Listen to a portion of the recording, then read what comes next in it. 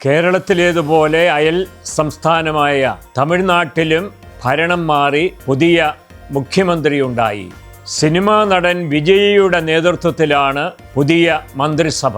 വന്നു കണ്ടു കീഴടക്കി എന്ന ജൂലിയസ് സീസറിൻ്റെ വാക്കുകളെ ഓർമ്മപ്പെടുത്തുന്നതാണ് വിജയിയുടെ രാഷ്ട്രീയ പ്രവേശനവും മുഖ്യമന്ത്രി പദവും. തമിഴ്നാട്ടിൽ സിനിമാ നടന്മാർ രാഷ്ട്രീയ നേതാക്കന്മാരായതിൻ്റെയും മുഖ്യമന്ത്രിമാരായതിൻ്റെയും ചരിത്രമുണ്ട്. കരുണാനിധിയും ജയലളിതയും MGRുമൊക്കെ ഉദാഹരണമാണ്. അതേസമയം അവിടെ പരാജയപ്പെട്ടവരുമുണ്ട്. കമലഹാസന് രാഷ്ട്രീയ വിജയങ്ങൾ കൊയ്തെടുക്കാൻ സാധിച്ചില്ല. വിജയ് മന്ത്രം എല്ലാവരെയും അത്ഭുതപ്പെടുത്തിയതാണ്. 108 സീറ്റുകളാണ് അദ്ദേഹം നേടിയത്. അത് കേവല ഭൂരിപക്ഷത്തിന് പിന്നിലാണ്. 118 സീറ്റുകളാണ് വേണ്ടിയിരുന്നത്. എങ്കിലും ഏറ്റവും വലിയ ഒറ്റക്കക്ഷിയായിട്ട് മാറി. വിജയിയുടെ MLAമാര് എല്ലാവരും തന്നെ ഉയർന്ന വിദ്യാഭ്യാസ യോഗ്യതയുള്ളവരാണ് എന്നുള്ളത് ശ്രദ്ധിക്കേണ്ട കാര്യമാണ്. 6 പേര് PhD ബിരുദധാരികളാണ്. 5 പേര് IIT ബിരുദധാരികളാണ്. 8 പേര് MBBS പഠിച്ച ഡോക്ടർമാരാണ്. പിന്നീടുള്ള 25 പേര് ബിരുദാനന്തര ബിരുദമുള്ളവരാണ്. 22 പേരാകട്ടെ ബിരുദധാരികളാണ്.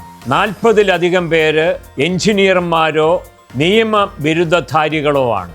പറഞ്ഞു വരുന്നത് ആരെയെങ്കിലും MLA പദവിയിലേക്ക് കൊണ്ടുവന്നുവെന്നല്ല, തമിഴ്നാടിൻ്റെ വികസനം ഉറപ്പാക്കത്തക്ക ഭരണം കാഴ്ചവെക്കുന്നതിന് ബൗദ്ധികമായ ശേഷിയുള്ള, ജനങ്ങളുടെ ഇടയിൽ മതിപ്പുള്ള ആളുകളെ അദ്ദേഹം സ്ഥാനാർത്ഥികളാക്കി എന്നാണ്.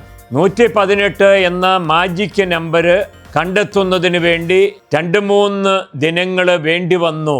പ്രത്യേകിച്ച് ഗവർണർ നമ്പർ തികയാതെ സത്യപ്രതിജ്ഞ അംഗീകരിക്കാത്ത ഒരു സാഹചര്യം വന്നപ്പോൾ.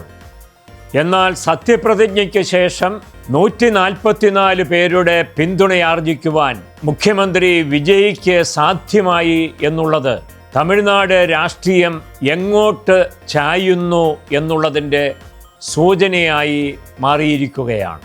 രാഷ്ട്രീയ പാരമ്പര്യങ്ങളൊന്നുമില്ലാതിരുന്ന വിജയിക്ക് എങ്ങനെയാണ് ഇത്രയും വലിയ ജനപിന്തുണ ആർജിക്കാൻ കഴിഞ്ഞത് എന്ന ചോദ്യം പ്രസക്തമാണ്.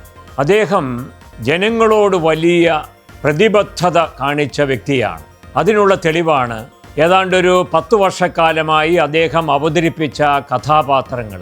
ജനങ്ങളുടെ പ്രതിസന്ധികളിൽ അവരെ സഹായിക്കുന്ന, രക്ഷകനായി അവരുടെ മുമ്പിൽ പ്രത്യക്ഷപ്പെടുന്ന കഥാപാത്രങ്ങളെയാണ് അദ്ദേഹം തുടർച്ചയായി അവതരിപ്പിച്ച് ഒരു വീര പരിവേഷം നേടിയെടുത്തത്. അതായത് രാഷ്ട്രീയത്തിലേക്ക് എത്തിയപ്പോൾ തമിഴ്നാടിനുള്ളിലും ഈ രാജ്യത്താകമാനവും അദ്ദേഹം ആർജിച്ചെടുത്ത ഏറ്റവും വലിയ നടനെന്നുള്ള ആ ഒരു പേര് അദ്ദേഹത്തിന് അനുകൂലമായി മാറിയെന്നാണ്. മറ്റു വാക്കുകളിൽ തമിഴ്നാട്ടിലെ വിജയ് എന്ന സിനിമാ നടൻ്റെ ഫാൻസ് അസോസിയേഷനെ വോട്ടേഴ്സാക്കി മാറ്റാൻ അദ്ദേഹത്തിന് സാധിച്ചതാണ് ഈ രാഷ്ട്രീയ വിജയത്തിന് അടിസ്ഥാനം.